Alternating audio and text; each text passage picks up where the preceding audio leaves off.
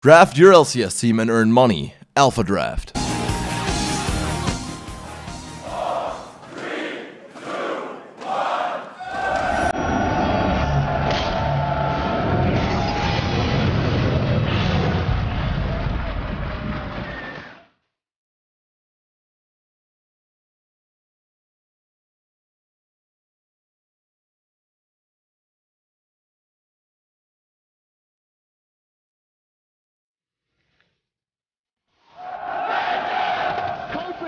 Wolves have done it, and that was a hard-fought victory. Unicorns of Love have obliterated Gambit.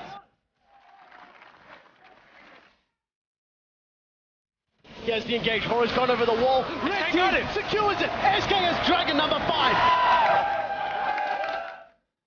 Froggen gonna get played in. So much, wait a minute. He manages to get power of Evil. Bridle, flash, play, death sentence. Rain over Bromacia. Let's take down some inhibitors. GG Fnatic is 2-0.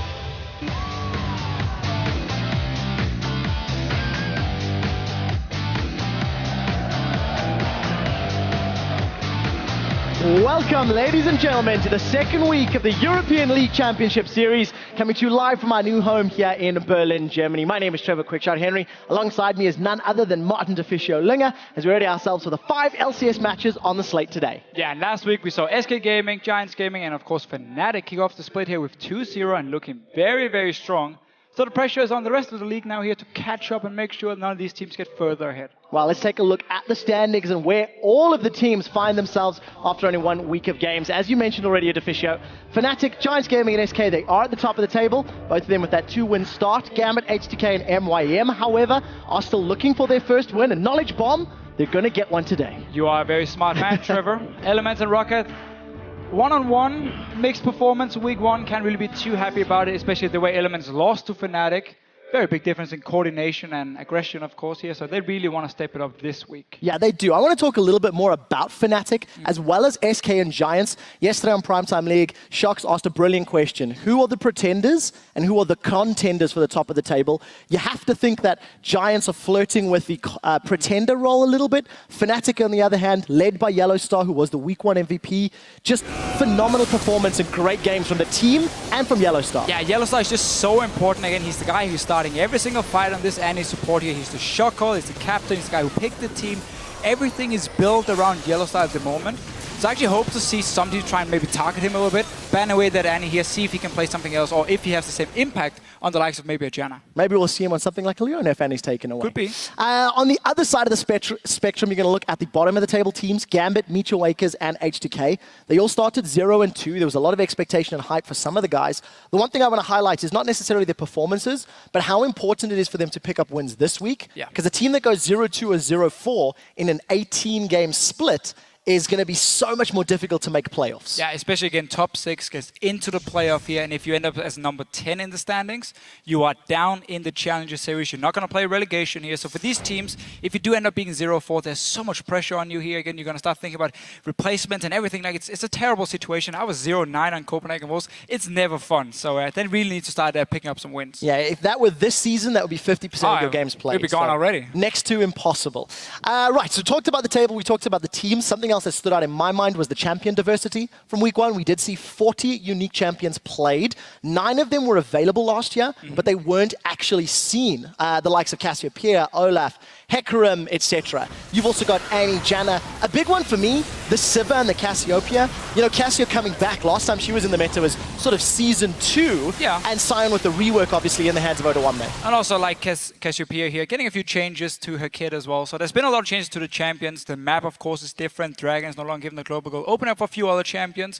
Right now, we see a lot of focus on like hard engage and these mid-game power spikes from certain comps. And we have a lot of different champions as well. So I quite like the current meta because you can play from Teemo to Sion in this top lane. No Teemo yet. We did see the new champions as well. Azir, Nar, Kalista, they did show. The important one for Europe, no Rek'Sai. 10 games, 10 bans. We did see him pop up in North America, but not the jungle revolution we were hoping for. No, well, at least in Europe, they still consider it to be the most OP jungler there is. And we saw also in NA, even though she had kind of mixed success, he only won one game. She's so strong. Her damage is great, mobility, you have a global ulti. You have so many things you add to your team as just one pick, and that's why she's so good. Yeah, and the other side, Gnar plus Jarvan, the Narvin combo. 5-0 between North America and Europe. And there's a great example of how the Cataclysm acting as terrain is just so impactful for Gnar's ultimate. Yeah, and again, also, you're strong early game, both damage, you're strong mid game, you're strong late game, you have a fantastic front line, engage, everything you need. Those two together should never happen. You have to either ban one of them or take it away. Yeah, 5-0. We'll see if the teams have learned to take them away today. Talking about today, let's take a look at the schedule, because as we said earlier, we can safely say that either H2k or MeetYourMakers will be picking up a win, because they square off against each other in our first match of the day. Then the 1-1 Unicorns of Love will face the undefeated Giants in what I think is going to be a battle that'll give us a taste of who's going to control the middle part of the table. Yeah, for sure. And after that, of course, we have Fnatic, who came flying out of the gates last week, 2-0, looked fantastic. They take on Rocket, a team we still have fairly high expectations for here and actually expect to be one of the top teams this year. Yeah, they definitely need to improve upon their performance from last week rather. Let's take a look at some of the players who we'll be looking at as shoutcasters, and we think you guys at home should also keep in mind. We're going to start with Fnatic's new jungler, Reignover. He got himself a 66% kill participation, 21 assists over the 2 games, and really just very aggressive, very dominant, in your face. His Olaf and his Rengar really impressed last week. Yeah, and he's also the guy translating for Huni up in the top lane here. His English is great, and he's just been a great addition to the team. And I'm talking about another Korean who sadly does not really have the best situation in terms of communication, is Rio for H2k. It's not working out so far for him in Europe. His mechanics are still great. We see him, do fairly well in the one-on-one, but he doesn't really add anything to the team game here. And H2k 0-2 already. Gotta find a way to make Rio work. Yeah, we'll have to see if he can get rolling. Somebody who got rolling last week, both games played on Jax, was Werlib, top laner for Giants. He was given basically a freebie in both of the games he was played. I want to see if he can maintain control and maintain the level of performance when teams are not going to give him that much freedom. Unicorns of Love, I think they're going to look to shut him down, either take the Jax away or camp it. They should at least make sure he doesn't have the same kind of impact we have seen beforehand. Now, next player to watch, Freeze. Coming in here as a new AD carry for Copenhagen, was replacing Woolite. He was actually the shining light for them in the first week. He looked very good on Kalista and on Draven, of course, getting these 600 stacks, completely insane numbers. I want to see if he can keep it up, because there might be a lot more focus on him and Unlimited here early on. Yeah, definitely going to be the case. And of course, one last player to look at will be another AD carry, Forgiven. 0 deaths, a 450 GPM over 2 games. Those are some scary good numbers. Yeah, the carry SK Gaming desperately needed last year. Question is if they deserve it. Ooh, we will find out, I guess, if SK can keep that performance up. Contender or pretender? I'm going to use that line because it was a brilliant one. I'm going to say contender. Right, of course, keep an eye on the standings to track those roster changes or to scan the schedule for the big matches over the course of the entire spring split. Head over to lolesports.com. And of course, if you haven't already checked out the Fantasy LCS page, you should go do it now, because you still have time to draft and put together your dream team, or if you're very unlucky, a terrible team that doesn't give you any points. And speaking of terrible teams, Trevor, that's a bit loaded. How did it go in week 1? That's a bit loaded. I prefer to ignore. I'd lost really badly, so we'll move on. And we are going to take a closer look at today's game, so let's send it over to the analyst desk where Shox is standing by. Thank you very much, Quickshot. I'm Efi Shox-supporter, joined here at the desk by the Unicorns of Love players, Power of Evil and Visit Chachi, as well as our guest for the week, former jungler for Fnatic and world champion, Lauri Cyanide Hapanen. Well, welcome everyone. Thank you very much for joining me. Lauri, what's it been like not being a pro player for the last couple of months? I'm very much enjoying my retirement. I have a lot of free time to do whatever I want, mostly just streaming and doing YouTube, and there's absolutely no stress, so loving it so far. Talking about stress, these two guys in the Unicorns of Love, you guys had your very first week in the LCS. Power of Evil, how do you reflect on week 1? Great Cinder performance, but Orianna didn't seem that on point. Yeah, I just think that I didn't find my game in the second game against Elements. I had a lot of pressure on me. They tried to dive me nearly the whole game. I didn't find into the game, and obviously I can't deny I had bad Orianna ult. Well, there's always next time, of course. A lot of games left to come. Visit Chachi, yesterday at Primetime League, we got to listen to your comms during a team fight. I gotta say, it was very, very chaotic. I don't know if you heard that clip, but how did that go? Because it seemed like nobody actually had a clear call, but you still made it work. Yeah, I had the pleasure to listen to it as well.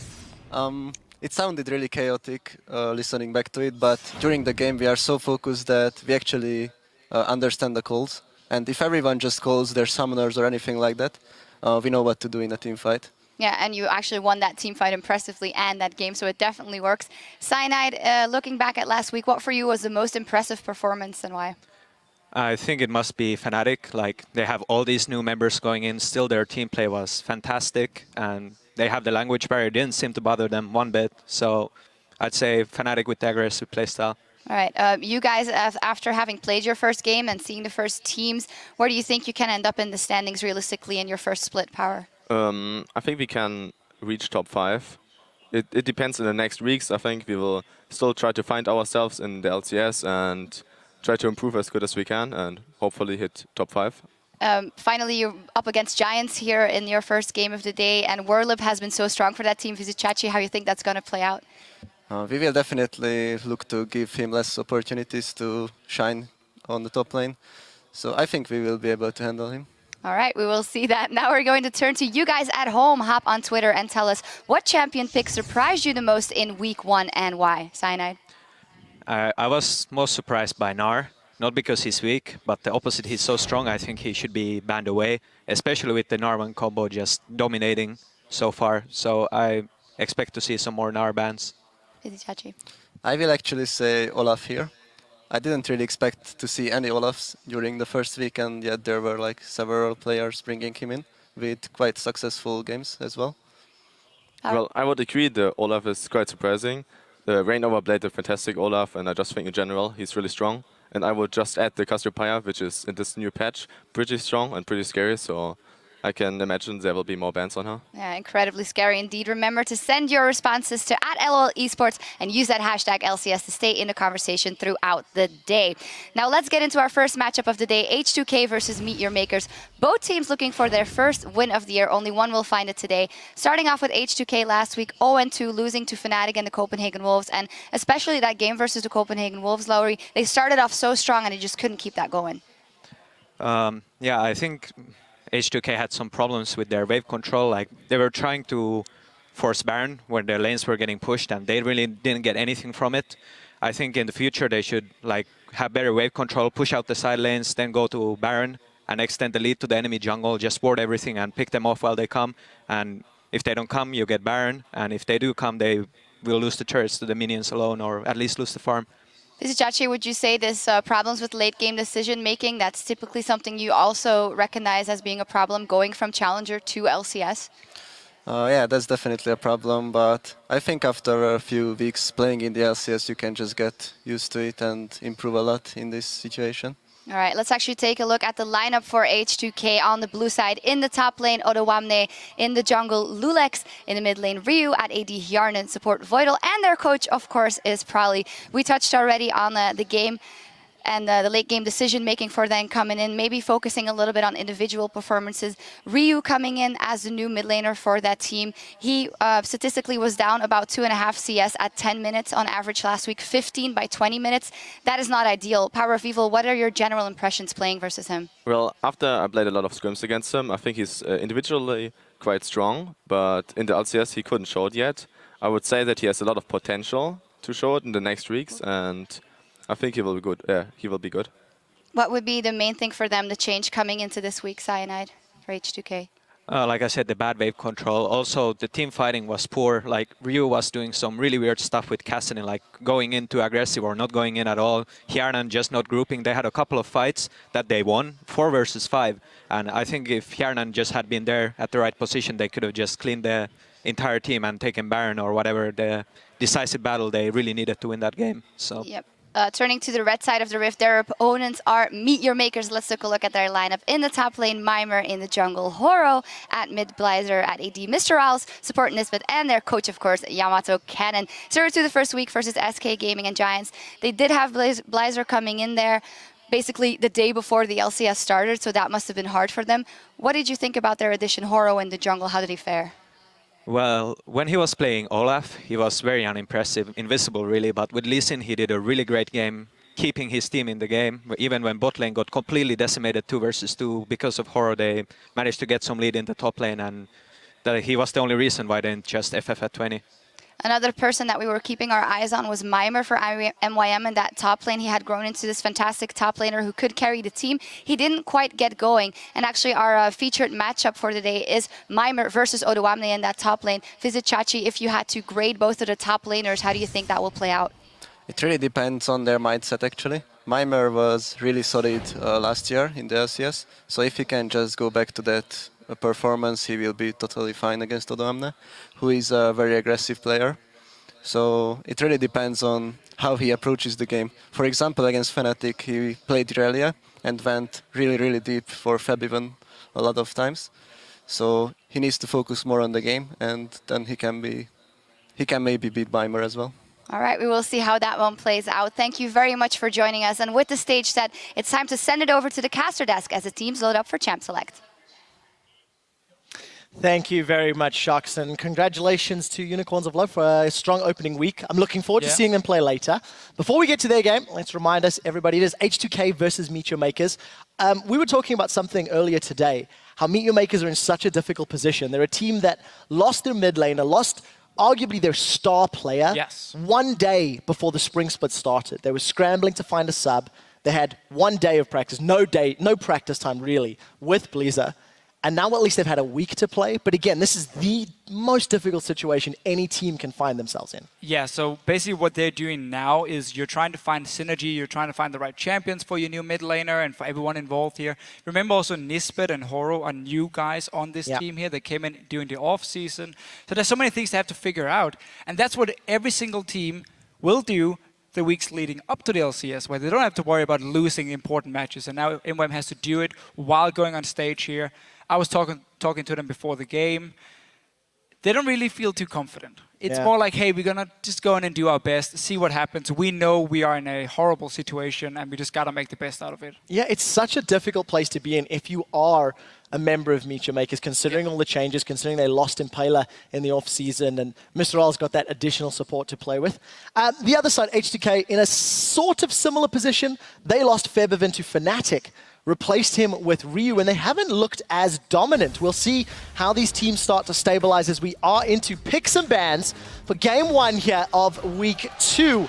H2k on the blue side against MYM. There's that Gnar that everybody's been talking about, taken off the table instantly from H2k. Yeah, and last week MYM, they picked Ari early for Blazer in 2 games. Really wanted to make sure he had a comfort pick for himself. I don't think H2k wants to actually ban it away because he wasn't that scary on it. But if MYM has to pick it early again, you are going to give up a power pick here. We always talk about Gnar, we talk about Java and Lissandra, all these very, very strong picks here just to try and get a pick for Blazer in this mid lane, which is a problem for MYM. It really is. I'm glad you mentioned that, though, because of the fact that Blazer's Ari at least was better in game 2 than it was in game 1. Game 1, he was still trying to make plays, but missing those crucial charms and engages. At least he got some confidence after another game under his belt. So Azir, Zed, and Rek'Sai off the table. That is 11 out of 11 games. No European jungler, or Korean jungler in this case, has been able to play Rek'Sai in the EU LCS. No, and I actually think she's going to remain banned throughout the day. When you talk to the teams, they don't seem to have changed their mind on her, even though NA had some mixed performances on Rek'Sai. But for now, again, we always talk about all these power picks. Jarvan is going to be left open, but because Gnar is already banned away, you don't care too much about him. He's still considered the strongest jungler open with Lee Sin and Rek'Sai. So H2k could set up for first pick here due to the Lee Sin ban coming in against Horo. Yeah, definitely a possibility for H2k. Interesting to see them banning out that Lee Sin, because it could have been a consideration for first pick, considering how many games of Lee Sin Lulex has actually played. Yeah, and it's actually been banned against him. Yes, in countless the game times. Yesterday, or sorry, last week as well. But Prolly and company here, the coach, of course. Let's see what they want to first pick. I mean, again, Janna would be open as the #1 support if you want her. Jarvan, because of the 2 jungle bans coming in. And obviously, Lissandra, Kassadin. We saw Kassadin first picked a few times. There's so many strong picks up in the air, so MYM will be able to get 2 of them. I really like the shot at the moment because you can see how involved the discussion is with Prolly. We've heard from multiple sources that during the pick and ban phase, part of the reason H2k takes such a long time is because of Prolly's input, because of his, decision making and team comping. So much info. Oh, everyone's got a notebook now, so I'm not impressed by that. Not that big of a notebook. Oh, not that big. It's the size that matters. Let's see if it works out, because last week that Sion top did not. Gotta call it out. It worked in the Very early true. game, but H2k ran out of steam. And with 3 seconds left on the clock, Okay, yeah. it is the Jarvan. It was anticipated, Yeah. but you have to wonder, what else have they talked about? Is this Ari? Is this Lissandra? What does Yamato Cannon and MYM want? So what you're doing in this situation for H2k, because again there's so many power picks open, is you value, okay, how much do we think Jarvan can do compared to, let's say, if they got Kassadin and a Sivir or Janna being locked in here? Would it be worth it for us to get the #1 jungle pick? But simply due to them banning Lee Sin and Rek'Sai, and because there are more picks open again, Annie now was very, very strong last week. I think H2k made a good decision of picking the Jarvan. And obviously MYM getting Kassadin, still not... So the thing, Kassadin, we saw him whenever he was blind pick. He was actually going to get in trouble because people would pick 2 lanes that were strong against him. He couldn't really go anywhere, and he was just forced to give up a lot of CS in this laning phase here. But normally, if you get a fairly standard AP versus AP lane with Kassadin against maybe a Lissandra, he can actually farm fairly well in his decent enough matchups. Hi. So after talking about the notebooks, Yamato Cannon with a brief shout out to his mummy. Hi, Yamato Cannon's mummy. In terms of jungle picks, Horo, his Lee Sin was banned away. Jarvan was first picked by H2k, and last week we saw him play Olaf for the first time. It was the first time we see it. It left a lot to be desired. We need to see a more aggressive, more accurate play on Rengar this time around. Yeah, I don't actually like Rengar here at all for MYM. I think Rengar should be picked into comps where you can speed him up. We have Sivir, where you have maybe a Lulu in the mid lane, which of course is still open for MYM if they want it, but you need something to help him move faster during his ulti so he can create a pick. Because the problem for Rengar is if the enemy team engages on you, you're more or less useless. Like, you're not going to do anything in these fights here. And you have a Jarvan, Annie, and Lissandra already from H2k. They're going to start fights against you over and over and over, which means the Rengar pick suddenly won't do anything. And also the reason here H2k can lock in that Lulu, get all the speed ups, take it away from MYM and the potential Rengar combo. Well, we'll have to see how MeetYourMakers handle themselves. H2k have got that incredibly aggressive, in-your-face, mobile team comp. Almost everybody with some form of speed boost or gap closer, with the exception of that Annie. And Kassadin's going to take a long time to hit a power spike. MeetYourMakers have got to be very careful not to pick another late game, what we assume top laner. We've seen Mima play a lot of Mundo in the past. What is he going to play this time round? I mean, he is against double AP, even triple AP if you count in Annie, so Mundo wouldn't be a bad pick here. Yes, Morel Nomicon is a bit annoying for him, but a Sivir late game has no chance of ever killing a Mundo. If you run straight into a face, Maokai could be an option as well here for MYM if they want a tank. Could, of course, end up lacking a little bit of damage if they constantly get engaged on in the late game where Graves falls off a little bit. And I'm super glad you mentioned that. Just to remind all of our viewers at home, we are on patch 5.1 with Maokai enabled, as well as the Zrot or the ZZ Rot portal. They are on this week, so we'll see if anyone wants to run them. MeetYourMakers decide to go with a damaged top laner. It will be Rumble, in addition to Kassadin, Rengar, Graves, and Thresh. So very aggressive comps, actually, from both sides. Yeah, like we saw last week, a lot of team fighting comes from pretty much every single team here in Europe, and it seems to be the go-to thing. Split pushing has died out a little bit. It's all about these 5 versus 5 here, around the Dragon, around the Baron. But I must admit, I'm not the biggest fan of MYM's comp here. The problem for Rumble, again, is a bit the same as with the Rengar here, is H2k has so much CC, so much hard engage on you, that as long as Rumble doesn't get down a perfect ulti in a choke point that basically stops H2k from running in, then he's gonna die instantly. Rengar's gonna fall with him as well. And suddenly it's all about Blizzard on this Kassadin here to try and clean up everything. H2k just have such a strong comp. You have the tank, the Jarvan in the front line, you have Lulu to assist him, utility from her as well. Sivir, of course, speeding up. We see this Sivir Annie combo every single time. You have great engage, you have disengage, you have good late game as well. I really, really like the comp here from H2k. Oh, really? I couldn't tell. I couldn't tell. So, Deficio obviously feels H2k have got the advantage in this setup. You guys at home need to jump on Twitter, tell us who you think has got the stronger team comp. It says, of course, MYM. I think Mima on the Rumble is going to be an interesting one to watch. You touched on how he's going to need perfect equalizers. And last week, Mima left a lot to be desired. His Renekton was not good. And even though he played Narn was better, it wasn't necessarily game-changing. So there's those team comps again. Remember, hashtag H2K win if you agree with Deficio, or hashtag MYM win if you believe in the underdogs. Ladies and gentlemen, we are loading onto the Rift for Game 1 here in Week 2. H2K versus MeetYourMakers. Both teams desperate for that first win. And let's see where the lane shenanigans play out if anyone wants to set themselves up. Mr. Rawls, already moving towards the top half of the map. Yeah, I really want to see if H2k wants to have just a standard laning phase against a Rumble. Lissandra can just constantly push him into the tower, and basically a farm fest just to pressure for Lissandra here, and obviously TP ganks are very, very strong for Odoamne in this case. For now, H2k, they want to get some deep wards in this top side of the jungle here to potentially spot if MYM is swapping around themselves, or where they at least send their dual lane. They were spotted here, moving in towards Yanin and Sivir. So, MeetYourMakers, aggressive vision play, but it's very, very early. So aggressive, and then yet they just stop at the river actually. Place the 2 at the river and then back away. So because they were spotted already, first in the top side and also down around the blue buff, you can't really just blindly walk in. If there's 5 guys waiting for you, you might end up giving a first blood or blow a few flashes here. So decided to just place standard, fairly safe wards. We need to see how they recover from that, or what the decision's going to be. Mima starting with the Doran shield leads you to believe they're going to look for the 1v2. It looks to be the case as Mr. Isles and Nisbet are heading towards the top lane, and no reply from H2k. Aggressive positioning there from Hyun and Voidal, but I don't expect that to stick. And we're going to have this lane swap scenario. We need to see who's going to apply more pressure in the lane and get the advantage coming out of it. As soon as H2k spot Mima here on the blue buff, if they manage to do it, normally you would actually invade it on that blue buff, because you would then notice a lane swap going on here, and you would try and deny them for actually getting the standard 2 buffs here, take the blue buff away from them. But because Mima is starting on the wolves together with Horo, H2k didn't actually get the information before they saw the dual lane from MYM on this top side here. Of course, freezing the minions. Early on, you walk down, you group all the minions together, so the focus 1, and you just start pushing down towards you. You can freeze the lane here, and Odoamne will have to run around with Lulex a little bit here in the start. Well, we'll see how that impacts him. Yanin and Voidal unable to do the same style of freeze because they opted to go for those Krugs in the bottom half of the map.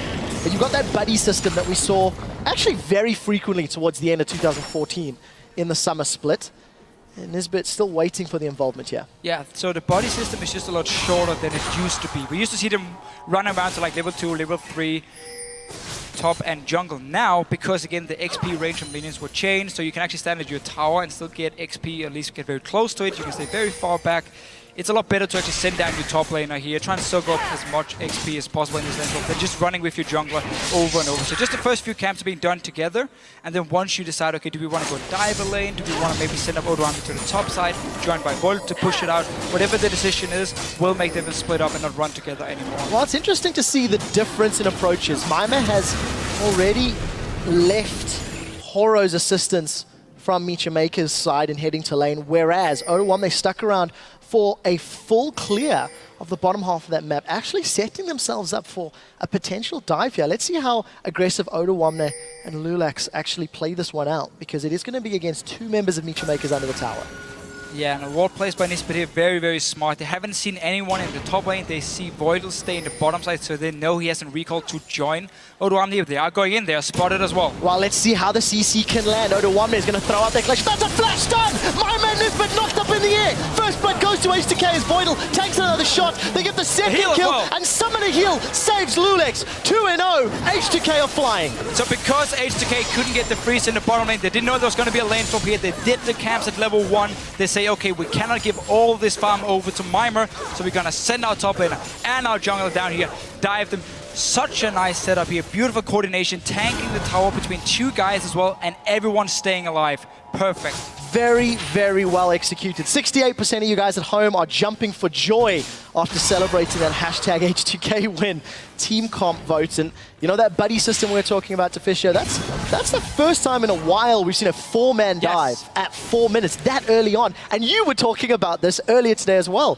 Why are we not seeing it as frequently? Look at that tower's HP. Yeah, almost dead here, but there's just been so many buffs to the towers, and it's become harder and harder again. Remember, there was the change here where the tower needs less shots before it does the full damage, so it's harder to dive them, it's more risky. But because there's so much CC, because there were 5 guys as well, they just locked them down and killed them instantly. Oh, let's see if Horo can turn this one around. Remember, there's no flash on Voidal. Here comes Horo, he roots Voidal in place. Voidal's got the stun down. The play from Nisbet's going to hold him down. Horo instantly forced to back away. Here comes a teleport from Odoamne. MeetYourMakers are on the board. They've got 1. Mima's rooted in place. Death Sentence connects onto Yanin. He gets pulled in for a turret shot. Forced to flash before he gets away. Boomerang Blade does not connect.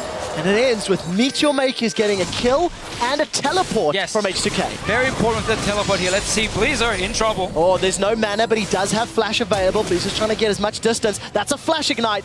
Glitzerlance does not connect, but Ryu looking for a kill doesn't work out this time. Oh, trading summoners in the mid lane here, but very, very important for MeetYourMakers. They forced out the teleport from Odoamne because look at this big wave here that's been hitting the tower.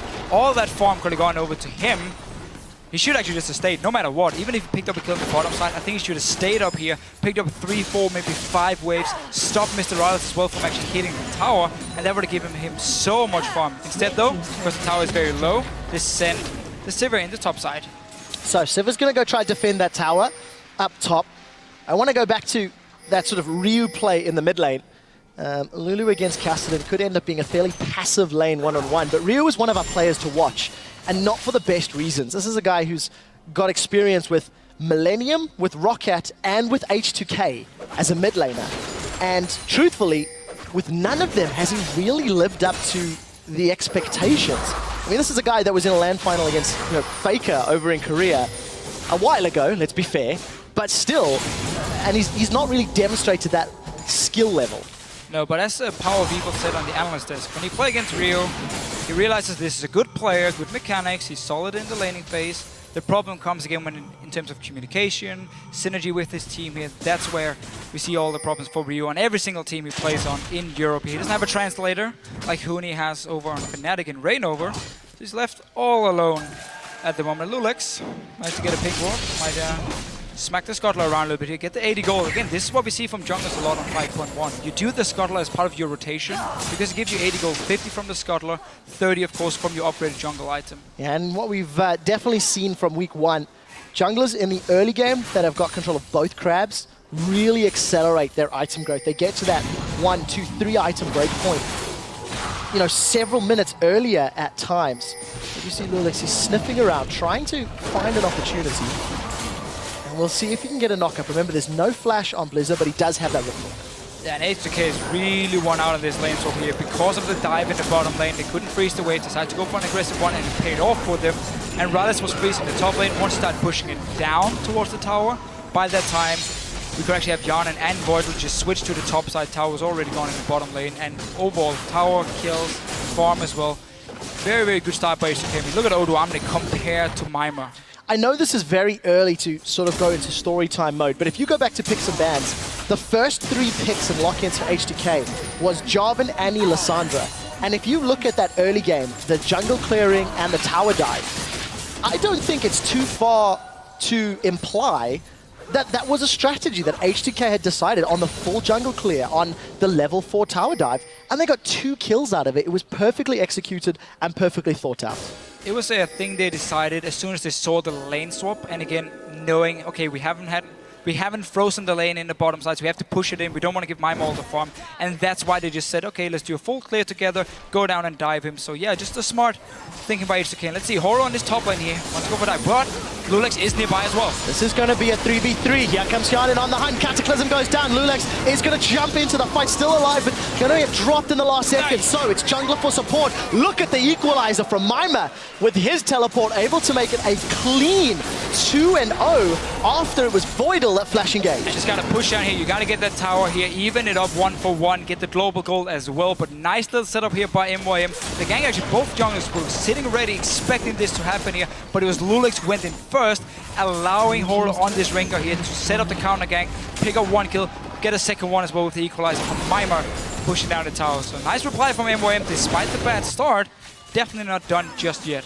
Well, there's the replay of the engage, sort of the supports toying with each other. Yeah, again, Jungler's going in, and because Horror hasn't shown himself by the time he jumps in, you can't really target him, and he gets just free time to lock down the target, land all his damage here, and just a good little setup with TP as well for Mimir. Well, Ryu and Blizzard going to trade some damage. Did see, for a brief moment, I actually pretty sure I saw a Brutalizer in the hands of Horror, but it's not there for the time being, so... He's upgrading to Warrior already. So there we go. Thank you, thank you. Getting towards the Warrior enchantment. Yes, and should be going just full tank now, from what we normally see. Especially also because MYM, they're going to need Rengar to be tanky. If you want to build damage on Rengar, that's in a pure pick combo. You don't look for these 5 versus 5, no. You just want to like one-on-one 2v2 people all the time. But if you want a team fight, you have to go tank after your Warrior enchantment. That's what Horror is going to do. try and use this Rumble here and the Graves for their mid-game spikes. See if you can win a few fights, get some kills on the Cassidy so he can maybe snowball into late game. So H2k were the first team to make a play in this game with that tower dart. MYM responded with a good counter gank in the top lane, but because of Lulek's control of the crab, this is going to allow H2k a very easy, uncontested dragon at 10 minutes. A little earlier than we've been seeing some of the other games, but the lane swap control obviously playing into the favor as well. Something that I do want to highlight is because of that lane swap scenario, both of these mid laners have been non-existent in the engages. They've just been farming and fighting one another, and it's also interesting because both of these teams are dealing with fairly new mid laners, so it's quite an interesting story that it's of the team and how the game's playing out. That's why it's good for both teams. Then to just have them one-on-one, just sit and farm, even it out. The rest of us will make the plays. We will force the fights. Once again, the battle for pink wards in the river. But we really have to highlight again, MeetYourMakers is so far ahead compared to Mimir in terms of farm. Mimir had to teleport top lane before, lost even more CS in the bottom lane, only got 1 assist for it, I believe. So not exactly the best start for him. Luckily he's on Rumble, he's very, very cheap power spike, horning guys, and of course magic penetration on your boots, and then you're actually good to go for the mid-game team fights. We'll have to see how Mimir's equalizers play out. Mimir was one of the top laners in the summer split last year that really stood sort of, he shone in his team when he was playing for the Super Hot crew. And he really, really struggled last week. His Renekton was not good. He did pick it back up with Gnar just a little bit, but I think there's expectations on Mimir's shoulders considering that Corey, or Selfie, left the team. So we need to see how he picks it up and how well Blizzard plays on Cassidy. This is the first time we've seen him on that champion. That's what we have to remember about MYM, or Super Hot Crew as they were called last year. When they came into the spring split, it was all about Mr. Rallis. He was the main carry because you had Moops in the mid lane, and Mimir was just kind of getting used to the LCS again here. He had to really improve a lot compared to his last showings. Yeah, exactly, last showing on NIP, which didn't really work out for him at all. So it was all about Mr. Rallis. But then switching up into the summer split, when we had, of course, Selfie joining, Mimir got better and better. It was all about the solo laners and Impaler here, trying to feed these two solo laners all he could. So the whole tactic was involved around them. There wasn't even too much focus on Mimir because Selfie was just so good in this mid lane here and people wanted to camp him. Now, it's all about Mimir and Mr. Rallis once again. And obviously that's why we see quite some ganks against Mimir, at least when he played connected to the Jax against Giants. Well, we'll see how they can play the carry game out. Vision wars still ensuing around the Dragon Pit. MeetYourMakers have closed that gold gap. They were around 1,500 down about 5 minutes ago. They've closed that to about 600 gold. CS advantages. Top lane in favor of H2k quite heavily. That's sitting around 40 CS. And in advantage of MeetYourMakers AD carry, which is closer to about 30. And that's obviously just a testament of how those lane swaps have played out. So we need to see if MeetYourMakers can make up for the weakness of Kianan. And the exact opposite for MeetYourMakers, Mr. Rolls, the man on your screen, he needs to step up and try to help out Mimir. Good equalizer will go a long way to making that work. So Dragon went down around 10:20, 10:30. It'll be up in about 3 or so minutes, roughly. And I expect MeetYourMakers with a Rengar, with a Rumble, to look for an engage, but we'll see if they feel the same. Yeah, I do like how both teams here put so much focus around mid lane in terms of warding, because they know there's so much pick potential inside of H2k that H2k want to try and spot MYM out of position, and obviously MYM want to try and spot H2k to avoid being engaged on. Instead though, because Cassidy is sitting in here with his lack of wave clear, H2k keep putting pressure on it, keep pushing it in just a little bit. Teleport is ready for Mimir though, and he's coming in. Well, let's see where he goes. There goes the glacial path. Mimir's but caught up, but that's an equalizer splitting up the mid lane. Mimir's the first victim of the fight as he gets silenced. MeetYourMakers in full retreat. And that was just too easy for H2k. They locked him down and shut him up.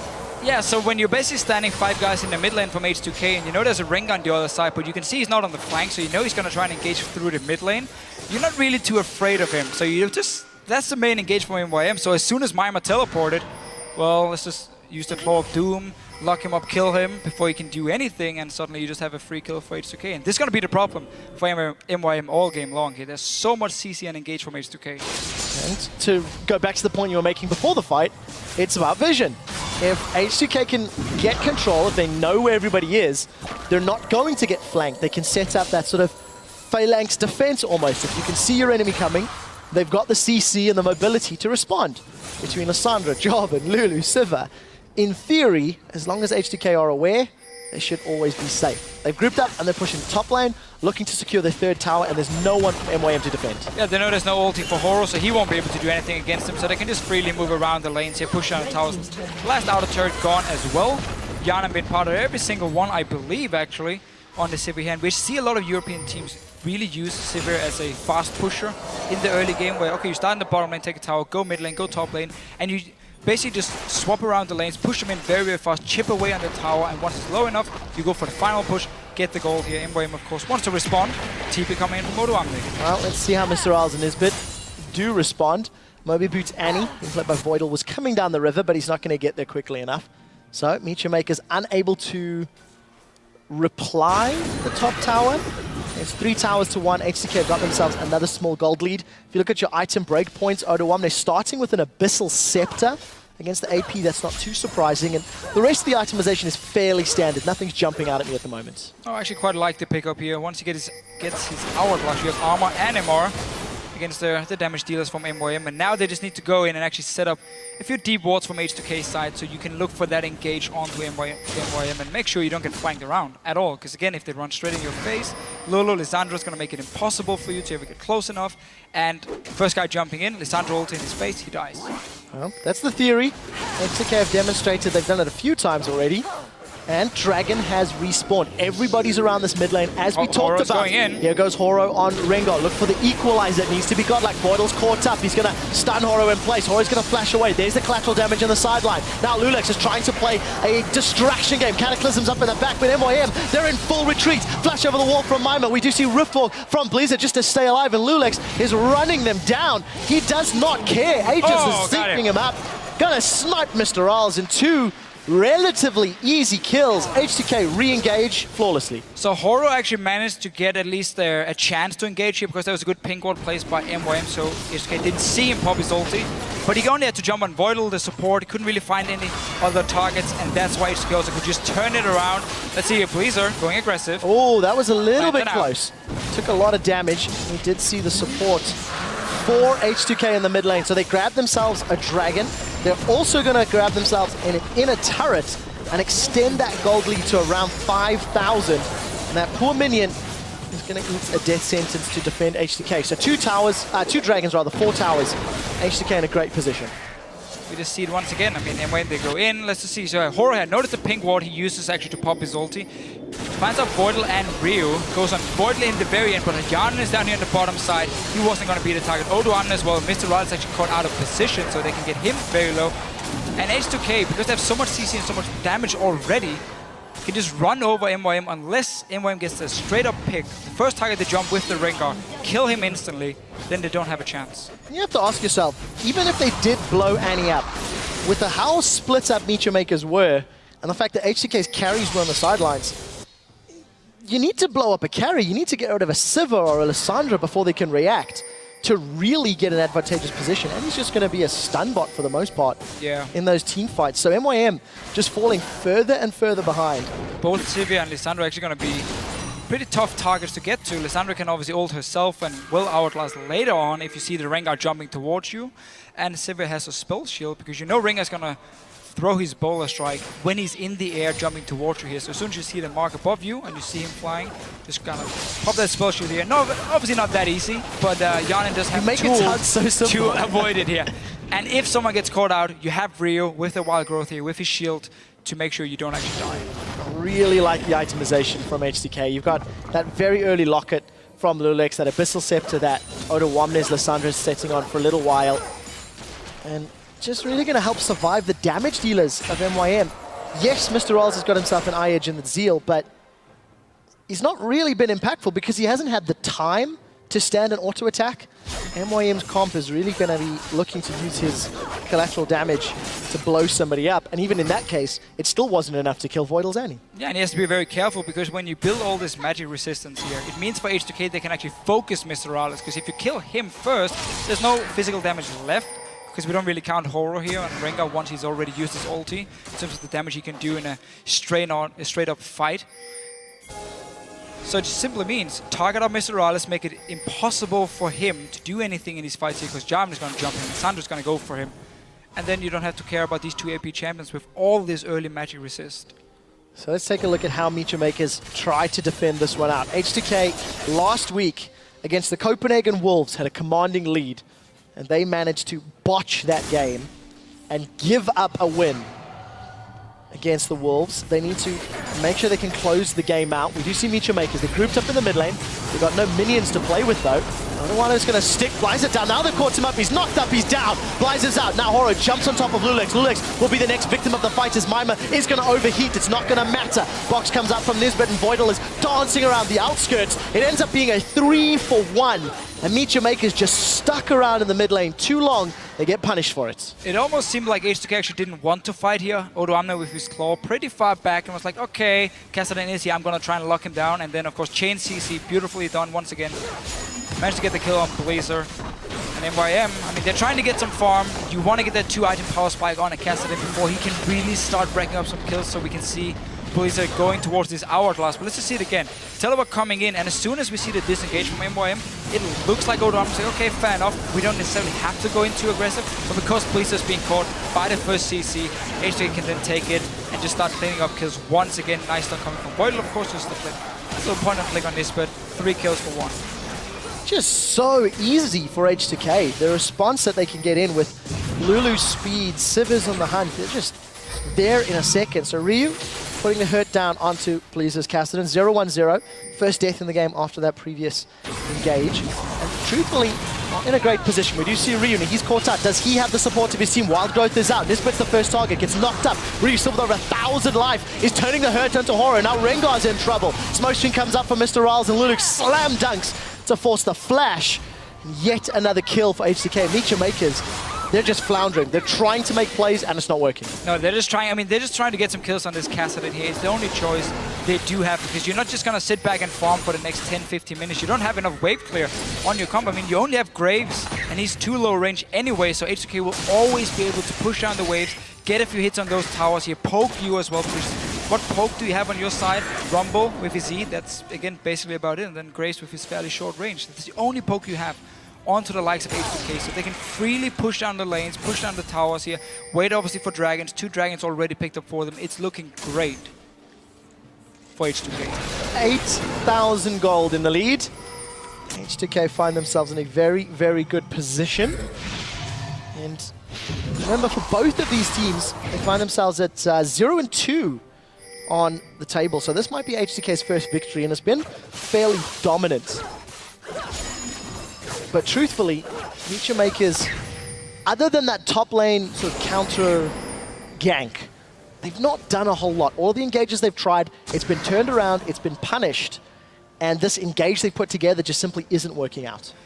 No, and I mean, it's very important, I think, that everyone who's watching MYM and the EULCS remember what happened to the team. Again, losing your mid laner just before, and this is not really about... One day before the sprint. Yeah, one day. I mean, this is not really about your players. You don't really have anything you can do when your star player leaves the day before the LCS. So they're just trying to make the best out of it, and we have to give them time. We have to give them time to try and build up new synergy, find a way to play with Blizzard here in the mid lane. Like, what kind of strategy do you want to use? How can we utilize him here? I mean, they've tried Kassadin, they tried Ari last week, and he's actually farming well in the lane phase. He's not dying just one-on-one, but he doesn't really have too much impact together with the rest of the team obviously on the map, because they do fall behind. Yeah, not at this stage anyway. MeetYourMakers still looking to find that synergy that they lost from Corey, as you've highlighted. Rio, on the other hand, 2-0-3. A stronger performance, stronger showing. Not that he's looked bad necessarily, but doing the job that is asked of him. Been involved in half of his team's kills. And he's going to have a responsibility to keep everybody else alive in these team fights. Run interference, and you know what? He's got the right targets, at least thus far. And doing the standard Lulu build where you go Death Cap as your second item because you just want to get as much AP as possible. First of all, you're going for Lich Bane as most likely your 3rd or 4th item, and that's where you want the AP. Make sure that does as much damage as possible. And then also because, again, your Whimsy, your W skills on AP, so you don't really need that early penetration too much. And just go for pure AP is the best on the Lulu. And obviously your shields and your healing from Wild Growth counts for more. So, H2k in a very, very strong position. They stalled at this point against Copenhagen Wolves last week. Got to the inner turrets. They had a very different team composition, however. mostly with those tanks and lacking damage. Today, against MeetYourMakers, they've got the damage. Now we need to see if they've got the ability to break the inhibitor turret line. There's only one inner turret still available that's up top. Look at H2k's positioning and warding, setting up both, obviously, for Baron, as well as that top inner turret. And this is something H2k actually did fairly well if you look towards the Copenhagen Wolves game last week. The first 30 minutes, they managed to consistently start slow pushing in the side lanes, build up these very big waves you see in the minimap now, and then just move between them, taking down towers. They stopped doing it, though, after 30 minutes and just focused on the Baron itself. Now they've learned from it. They're still keeping the side lanes pushing while they're getting all the pressure here and the wards down in the jungle to potentially set up for Baron as well. So clearly been looking at the game from last week and knowing, okay, this is what we did wrong, let's fix it. Well, Deficio did not care about that death sentence, and neither did H2k. Well aware of the big item advantage they've got, MYM need to catch someone off guard to engage. Turret dropped to 30% HP as the minions are taken away. Odoamne is tanking it up. Lulex from the sideline. Voidal's looking for the stun. He's going to drop Nisbet where he stands. Didn't even use anything important. On the hunt is down for Sivir. They're going in. Odoamne is going to lock him down with that Glacial Tomb. Horo's trying to run for Dudger. Mr. Rolls is out. H2k, this is too simple. Mimer's overheating. It's not going to matter. H2k have got control of the inhibitor turret. We did see Blizzard get a kill onto Annie. He's on the board, 1-1. But it's too little, it's too late. H2k have got the turret, they've still got the numbers advantage. Let's see if they stick around. They've held Mimer in place. Here comes Horo. He's going to leap in. The first victim of the fight this time around is Mimer. As we see Odoamne get dropped in reply. 1-for-1 as top laners are down. H2k are still dancing and Blizzard's just too low to re-engage. H2k, I think they'll be happy for that. 2 for 2 plus a turret. Yeah, of course, got the turret here. Opens up the base, making it even harder for him to defend next time around. Still, Blazer got his first kill on Kassadin. It's basically what they were looking Game for. changer. Game changer. It's what they were looking Fisher. for. That's it. 10, 15 minutes The ago. snowball has started. Now he's just going to do that another 10 times to make up the 10,000 gold difference. If you compare items, Deathcap, Athene's, and the makings of a potential Void Star for Ryu as opposed to a Seekers and Rod of Ages, Blizzard simply not had the item that he needs or wants. Odoamne's got himself a completed Hourglass, Abyssal, and another needlessly large rod.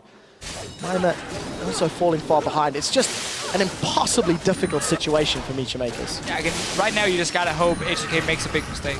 Or they allow you to just sit and farm for the next 20 minutes, which won't happen. Again, they've learned from the mistakes they did last week here. There's better warding. Again, they're pushing the side lanes constantly and haven't just danced around the Baron yet. They're looking to fight, looking to push down towers. They know there's barely any wave clear on the side of MYM, so why would you just sit back and wait? So right now, for MeetYourMakers, you hope H2k makes a mistake, like overdive or, I don't know, a guy walks in alone and you pick up a kill and buy a bit of time. That's all you can do. I do like, though, how they're constantly trying to fight for the vision in this jungle here, because that's the way to create a pick. If someone face checks you and you're standing 5 guys there. But outside of that, well, not too much. We're going to have to see if H2k can actually close it out. That is the real trick. MYM find themselves on the 3rd game in a spring split where they have been really bullied and controlled. Turret secured by H2k. 28 minutes on the clock. They're touching the top lane inhibitor. Look at that. Yana was quite far forward. Equalizer comes out. It's okay, but not good enough. Horo engages and instantly peels. Not the fight he's looking for as the slam dunk comes down from Lulex. First victim of the fight is Mimer. That's top lane is down. Top lane is down as H2k continue to chase. That is a huge picks onto Mr. Rawls. So 1 for 2 thus far as Lulex is in retreat. Gets caught by Nisbet. Now Horo trying to put the hurt down. Blizzard engages but can't find the kill. Tibbers comes out from Voidal.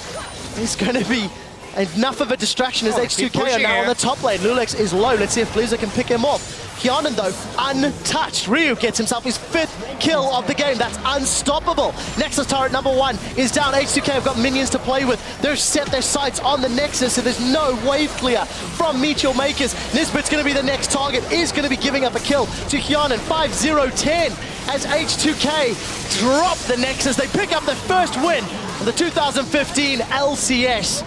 Dominating victory for H2k and a good turnaround from week 1. And this first pick Jarvan here for Lulex really worked out for him. 7-2-10. He had all the early kills, by the way. He got double kill from the first dive in the bottom lane, and he was just looking fantastic here, making sure every single lane got fed.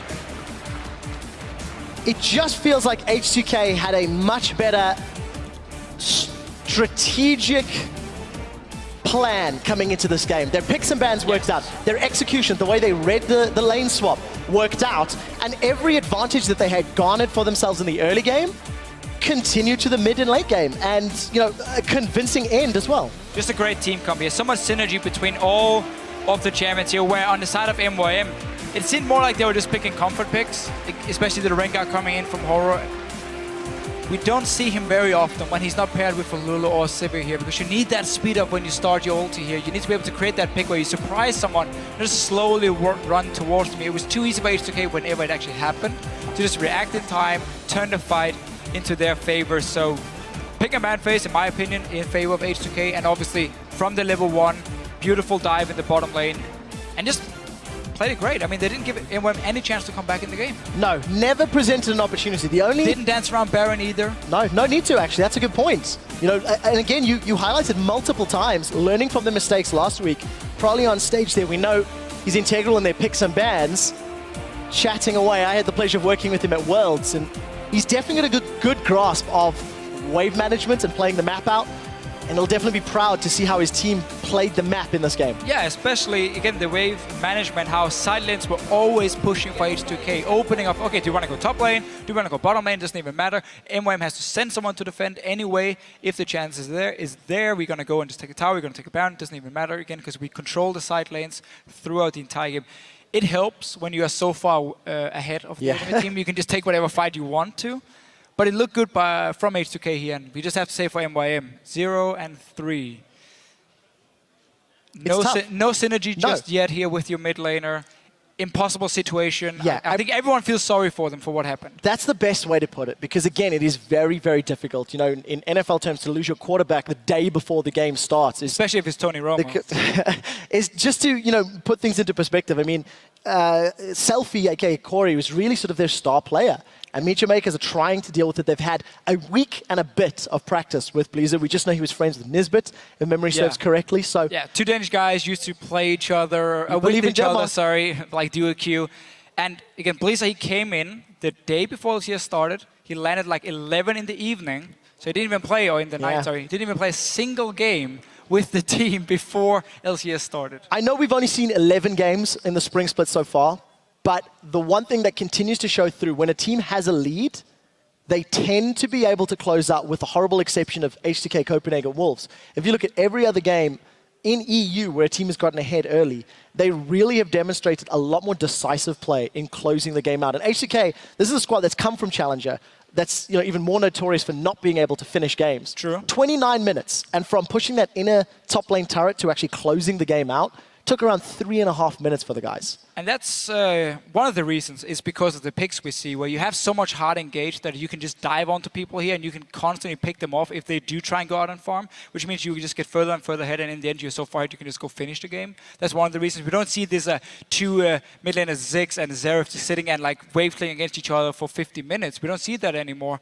And at the same time, Graves is being played so much in Europe. If he falls behind, again, your lack of proper wave clear to clear the entire wave, it will hurt you. Castellan obviously coming in as well. Once you fall behind, you cannot defend your turrets, meaning it's easy for H2k to just push it down, finish the game in time as well. So H2k definitely demonstrating growth from week 1 to week 2. They now found themselves 1 and 2. Confident start. I think I'm very interested to see how they handle themselves, how they continue to grow, because this was a team that was very highly touted, very highly respected coming into the LCS, despite the fact that they lost Febivin. And that was the first time that we've really seen, truthfully, what we expected from H2k. They had a bit more hype coming into week 1, and this is the first time that they've lived up to it. Yeah, for sure. But again, we have to remember they're playing MYM, who looks to be the weakest team in the EU LCS right now. But still, good performance, good early game again from H2k, and Lulix. He's actually been looking good in all the games he's played. Lee Sin is often being banned against him. He showed Jarvan here again, was the first pick with 2 jungle bans coming in this game here. And overall, they seem to know, at least from this game, they know what to do once they're ahead, and the pick and ban phase was great. Yeah, completely agree with you. We heard it in the pre-game. Deficio absolutely loving H2k's team comp. So for a closer look at that game, let's check in with the analyst desk, where Shox is joined by H2k's Lulix. Thank you very much, Quick Shot. And Lulex, congratulations on that win over MYM, the very first win here coming in for you guys in H2k. Talk me through your team comp, a lot of confidence we saw in Fnatic as well last week. You guys just wanted to go in. What was the perceived plan? Well, we wanted to have a good team fight comp, so we went for some like really go-in champions like Lissandra, like Jarvan, just to hard engage if we wanted to, and that's it, yeah. Yeah, let's actually take a look at and engage from very early on in the game to our very first replay. Let's get that up on the screen. When you guys decided to dive the bottom lane, Laurie, take us through it. So here, I have no idea why MIM wanted to lane swap this game, but it counterfires pretty hard because, yeah, there's the dive. Voidal doing a really good flash in, Lulex just stunning both of them, and they just get totally destroyed here. I don't know what is the Rengar doing, why is he not covering his lane? They thought they were safe as two, but yeah, very that was well not executed. the case. Yeah, well executed by you guys. How much of a plan was this that was perceived beforehand, that you knew we were going to go there for that dive a couple of minutes in? Oh, as soon as we saw them lane swapping, we already knew we would go for bot lane. Because with Aniston, Jarvan, EQ and Lissandra stun, it's super easy to dive. So even if there were 3, we would have still dove, I think. But since there were only 2, it was just 2 free kills, like no problem. I don't know why there were only 2. Like Rengar should have been there, I think, but yeah. After that replay, you guys were ahead again like you were versus Copenhagen Wolves last week, which was a pain point. Did anything click inside you guys from last week, knowing that you had lost later on in that game? You knew you had to play differently? We were not really worried about it because last week our team comp was pretty terrible against Copenhagen Wolves, since we were running double tank and they had some hyper carries that deals damage over time, like Cassiopeia. So we have no way of killing them, so they just go through our front line super fast and there's nothing we can do. Whereas here, we just go in with Lissandra, Jarvan, and that's it. Laurie, you were actually mentioning when we were watching the game that you felt that H2k really listened to maybe what you had to say in the pregame, but I'm going to think it was probably in the coach and just the team talking about it. What did they do better in this one? Yeah, you guys had way better wave control this game. This is actually like something you worked on. Like when you went to push top, you made sure that bottom was pushing. Unlike against Wolves last week, you were trying to force Baron, and all your lanes were just getting pushed, and then you eventually had to back because you had to defend the lanes. Yeah, well, probably helps us a lot about all those kind of things, vision control, wave control, and also Ryu actually is super smart about the game. And since we got him here, we learned a lot as well. Like we just take time with him to speak English clearly, and he's super smart, and we learned a lot from him as well.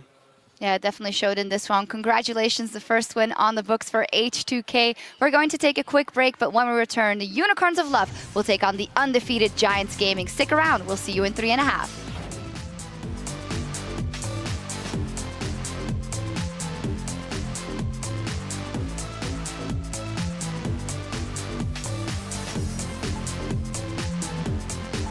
Welcome, ladies and gentlemen, to the second week of the European League Championship Series. That's a flash stun! My man Nisbet knocked up in the air. First blood goes to H2k as Voidal takes another shot. Onuano's going to stick Blizer down. Now they've caught him up. He's knocked up. He's down. Blizer's out. Now Horo jumps on top of Lulex. Lulex will be the next victim of the fight. It's not the fight he's looking for as the slam dunk comes down from Lulex. First victim of the fight is Mima. That's top lane is down. Top lane is down as H2k continue to chase. They pick up their first win of the 2015